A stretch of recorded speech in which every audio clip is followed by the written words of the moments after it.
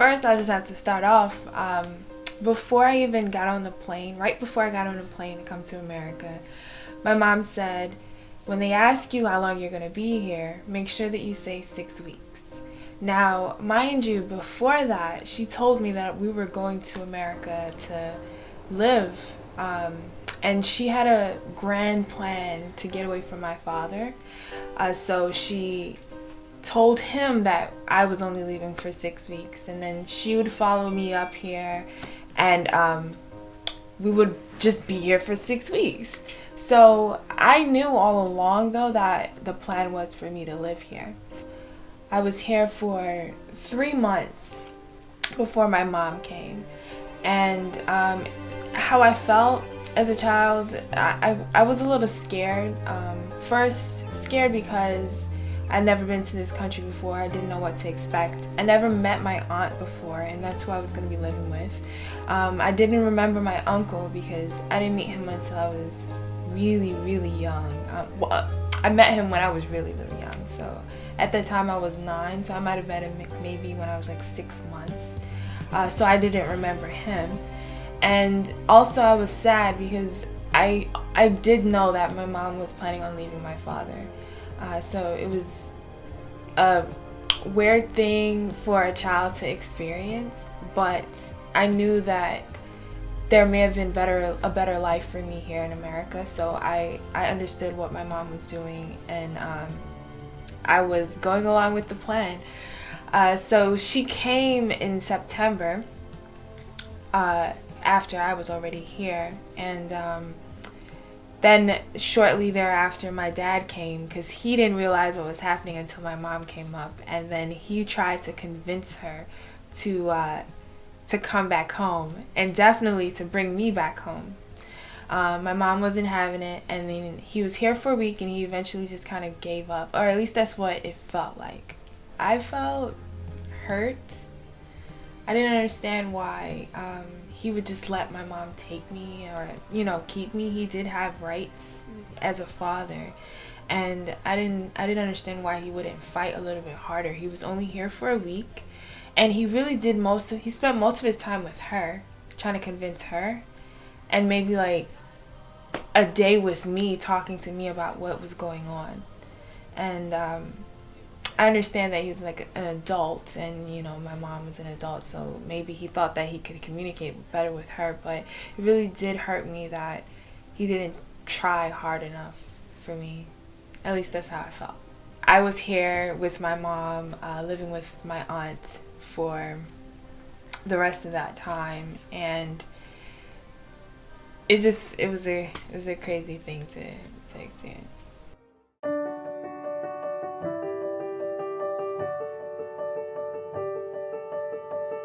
So when I came here, I came here on a visa, but it was a temporary visa for visitors.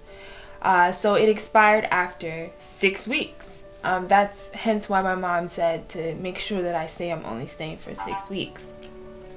Now, I knew that, but I didn't understand the process of papers and being documented in America because I was a child. But by the time I hit age 11, I was in about 5th grade, I started figuring out that there were things that made me a little different, things that I couldn't do that others were able to do. I was living with my aunt, and she had 3 sons, who are all American. She's American, and so they were my cousins, and they would go to the doctor, they would go to the dentist. If anything happened to them, they can have Medicaid, Medicare, one of those. And so they were protected in that case. Also, going to school, it was such a big thing for me to get into school because I didn't have a birth certificate here. I didn't have all these things. So finally I asked my aunt, and I said, what's going on? Why can't I go to the doctor? I've never been to the dentist. I have a cavity. What am I going to do about this? And she basically explained to me that I didn't have the right, I wasn't American, so I couldn't do those things. So I knew from that point on that they're just things I could not do that others could. I couldn't fly. After 2001, when the Twin Towers were attacked, the America got really, really strict on international people and immigrants, and so they wouldn't allow immigrants to fly, so I couldn't fly anymore within the United States. So it didn't really affect me that much until high school. I mean, because I was able to get into school, so that mattered. I mean, going to the doctor, I would just have to go to the emergency room if something went wrong with me. And as far as the dentists were concerned, I just never went. High school was when it really started to affect me, because there are a lot of things that older children do and are able to do that I wasn't able to do. So I wasn't able to drive. I didn't get my license until age 23, and that's, you know, pretty late for most people. So it was very hard, I can say that. A lot of prayer, a lot of crying, and a lot of talking to like friends and stuff like that got me through it.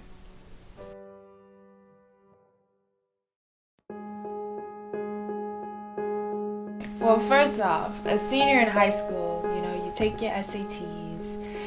Everyone's taking them. I took mine as well. I was able to do that since I was enrolled in school. And, you know, I didn't do bad on my SATs, so I had a good score.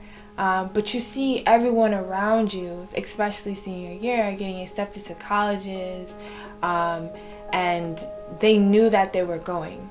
For me, I took my SATs because my aunt forced me to. I didn't see the purpose of it.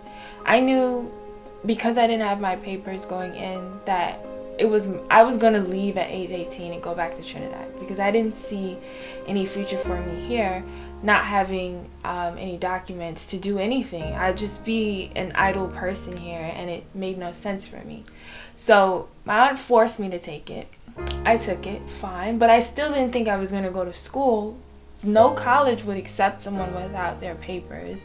And how could I get any financial aid? I don't have anyone to fully pay for my college. So in my mind, college was just out of the picture completely.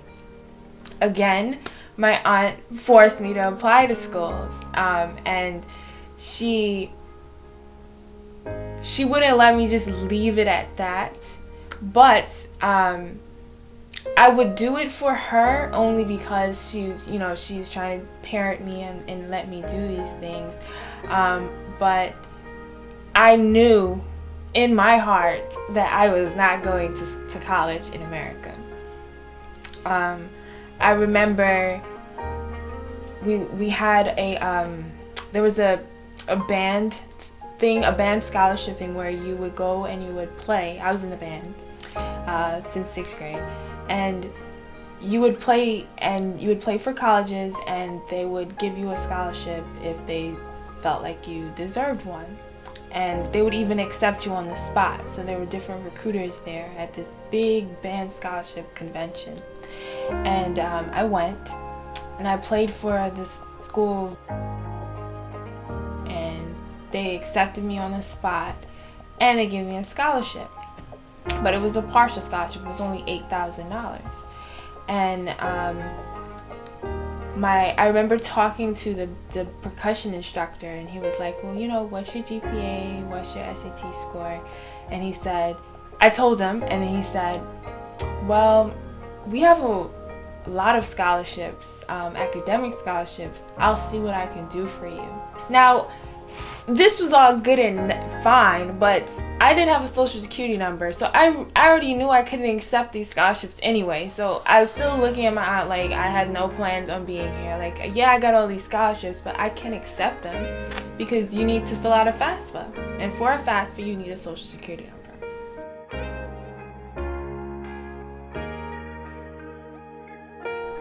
I graduated and like maybe a week passed. Not much time passed. I can't remember. And I got a letter from saying that I had a full ride to their institution. And I called the percussion instructor, and I was just like, "What is this?" And he was like, "Yeah, I talked to the admissions guy, and he looked at your credentials, and he said, well, we have a full ride scholarship available for someone that meets this criteria." And they gave it to me. And so, everyone was all happy, but then at the bottom of the scholarship letter, it said that I need to fill out a FAFSA in order for me to receive the funds. So again, I was like, well, there goes that. I can't do it. I'm out of it. And my uncle and like my friends and family, everyone was like, no, you have to go. You at least have to go and see what they say, because you have a band scholarship plus an academic scholarship. Like, you need to see what they say. They might just let you slide. So my uncle's partner was willing to pay for my tuition for the first semester. So he had already paid $800, and he was going to pay $800 per month until they figure out, well, am I going to get the scholarship or not? How's it going to work? I get there, and there's a time where you have to, I guess, go to financial aid and talk to them and actually like get the financial aid onto your account. And so that happens before the classes started. And so I went, and I was talking to the financial aid lady, and she was like, why haven't you accepted your scholarship yet? And mind you, there's a deadline to accept. So the deadline had already passed. The deadline passed had to be probably July 1st. And this was August 15th by this time. School starts August 22nd. And she's like, why haven't you accepted it yet? And I'm like, I can't. And she's like, I don't want to hear it. And I was like, well, I'm an international student. She was like, I don't care. And she did something in the computer, and then I had my full ride. And like, they gave my uncle's partner back his money, and I had a full ride to the institution. And honestly, it's been the biggest blessing I've ever had. And every year that I would go,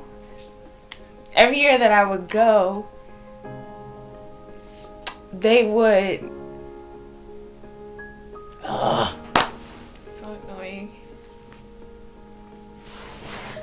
Every year that I would go, they would just put something in the computer for me, which they're not supposed to do, because at that time, but it was a private college, so it was a private historically black college or university, HBCU. And so they were just like, yeah, we don't care. And they would put 999 for my social security number and wouldn't ask any questions and would just give me a scholarship every year. It was just, that doesn't happen often, and they just did that for me. So I think it was nothing but God like making a way for me, because I knew I wasn't going to go to school, and it just kind of happened. So I went from not knowing I was going to go, where I was going to go, or if I was going to go to college at all in the first place, to being number 3 in my class upon graduation. So I was really happy about that. It was really just amazing thing that happened. I didn't try to get that, but it worked out. It was God. So I was number 3 in my class, and graduated with 3.95.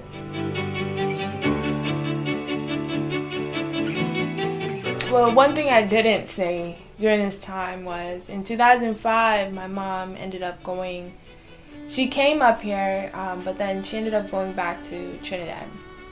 So, I knew, okay, I got into college, I'm in school, but then I'm like, all right, my mom is home, I haven't seen her for 4 years at this point, and I'm like, okay, I'm gonna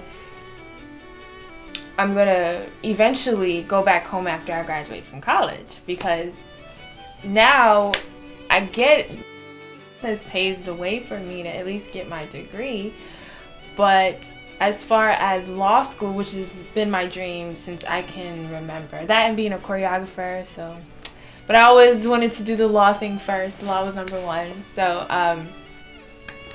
I was like, okay, well, I can just go back to Trinidad, be a lawyer, see my mom, and that'll just be my life. Problem, I have all this family in this. I've planted my roots in America, so that was a tough decision for me to make. I talked to my boyfriend at the time, and we thought about, well, let's just get married for the papers. But then that was just not something I ever wanted to do. I never wanted to marry someone purely for documents, and I wanted to marry someone for love, and that's it. It's period. So I graduated and I came home. I went to New York. I had like a stint in New York working in the summertime, and I was like, okay, I'll just save up. Maybe I'll just go back home. I'll figure something out. Like, I never knew what I was gonna do. When I got to New York, it was terrible. I needed to leave, so I was there for 2 months working in Manhattan selling spa packages for like $30. And when I left, all of a sudden there was like big news flash. President Obama has put in this like executive order where he's granting work permits to kids like me who came when they were under the age of 18, before 2005, which is the same year my mom left, and he was giving them work permits, and from the work permit you can get a social security number, you can get a driver's license, all the things that I needed to make me feel like at least I was a person in America, because without those things you're invisible. I was just so happy because it just happened to happen right when I graduated from college. I mean, literally, if I would have left in high school, I wouldn't have been able to come back for 10 years. And so it seemed like everything in my life was like, every time I was backed into a corner, there was a door open for me so I can get out. So I got the work permit, I got my driver's license, I got my social security number, which allowed me to work. Now, I still didn't have any documentation in America, so I couldn't go to college, law school, because for law school, you need loans. And it is very rare that you can ever get a full ride to any law school ever. That's unheard of. It doesn't exist. So you have to pay for it, and the only way to pay for it is either you're rich or you have loans, and obviously I'm not rich. So I started working, which was good. I got some income, I got a bank account, I was trying to build credit, I was doing something, but I still wasn't fulfilled because I wanted to go to law school, and I feel like that was my path. That is my path, to be an attorney, to be an immigration attorney. So I worked for 2 years, and during that time I applied to law school. I took the LSAT. I got into about 6 law schools. But every time it came time for me to accept or go to school, and all of them gave me a scholarship. Now, it wasn't a full ride, but it was something. It was at least $13,000 of a $40,000 tuition, so it was something. And in 2013, in May, I got engaged, and September of that year we got married. We just went to the courthouse. We were planning, a big luxurious wedding, just couldn't afford it yet. So still gonna happen. And so September 2013 we got married, and then in May we got up enough money to put in my papers. It was about $1,500 to put in papers. His mom helped, and we saved up a little bit, and so we put in the papers. Now, papers take about almost a year to come. Just almost a year. It just does. There's nothing you can do about it. The visas place is backed up. Everything is backed up everywhere because there's so many immigrants already in the United States. So I put it in April or May. I think it was April they sent it back, and so by the time it actually got in, it was May. So it counts as the time when it actually goes through. So that was May.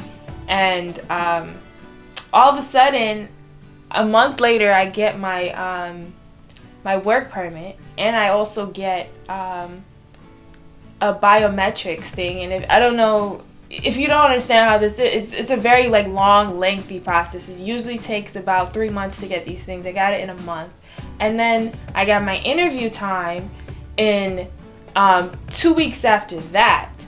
Which, again, interview time, especially in Atlanta, is slow. It's backed up by like 5 months. The whole process really should take about a year. Next thing I know, my interview's in July, and it's the end of July, and by this time I was like, okay, now if I get this interview during this time, I could possibly get into law school, because if I get my green card, I'll have about 2 weeks to do my FAFSA and get into school and get my papers, which I was jumping for joy at this point, because you don't get your interview. Your interview is basically the last step. You don't get it until it's just time. And all of a sudden, I get my interview. I go to my interview in July, and I got my green card. Literally, he put a stamp on it at that moment. He was like, "You have your green card. You're a resident, a permanent resident of the United States. You can go do anything you want to right now at this very moment." I didn't have my green card in hand yet, and he was just, "You could just type in your social security number from now on. It'll be registered." And I went and I filled my FAFSA out that night. It didn't go through. So I'm like, what was he talking about? He's wrong. And so I woke up in the morning. I'm like, maybe he needs like 24 hours. But I didn't even give him a full 24 hours. I woke up in the morning around like 8 o'clock, did my FAFSA again, and it went through. And it said, yes, permanent resident, you can get your you can get student loans. So I last minute applied to New York Law School, which application process was already past due, but they said they had rolling admissions, even though the application was supposed to be turned in by July 15th. But I was like, you know what, I'm still gonna apply, and this is August 1st now, and I'm applying to this law school so late. I apply, I get accepted, and I get a call from the dean who's like, well, we're going to accept you, but we need to know that you want to go to the school. You have to, like, commit yourself to this institution. And I said, what? New York? Of course, I'd love to go. He was like, yeah, we don't really have that much money left, so anything. And I was like, yo, anything is better than nothing. And he comes back and he's like, well, they liked your application. We're going to give you $20,000 in scholarship money. So that is half of my tuition right there. So that's my story. And now I'm in law school. I just completed my first year. My first semester was really hard. It was really tough. I cried a lot. And my first semester I ended up getting all A's in law school. And so I'm a pre-Harlan scholar. I know that in my life, as hard as it's always been, it's been hard, but there's always been a door. God has always been there, and every time I feel like it's getting really tough, I'm like, no, it can't be that tough, because if it was that bad, He would have made a way for me to get out of it. So I know that I can do it myself.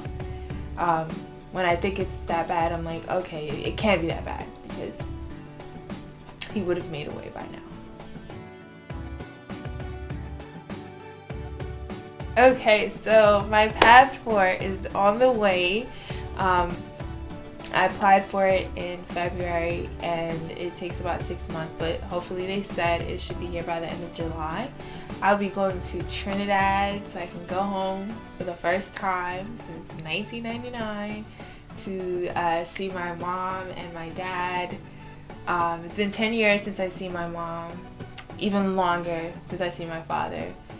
And I'm just really excited because I'm getting to see them again.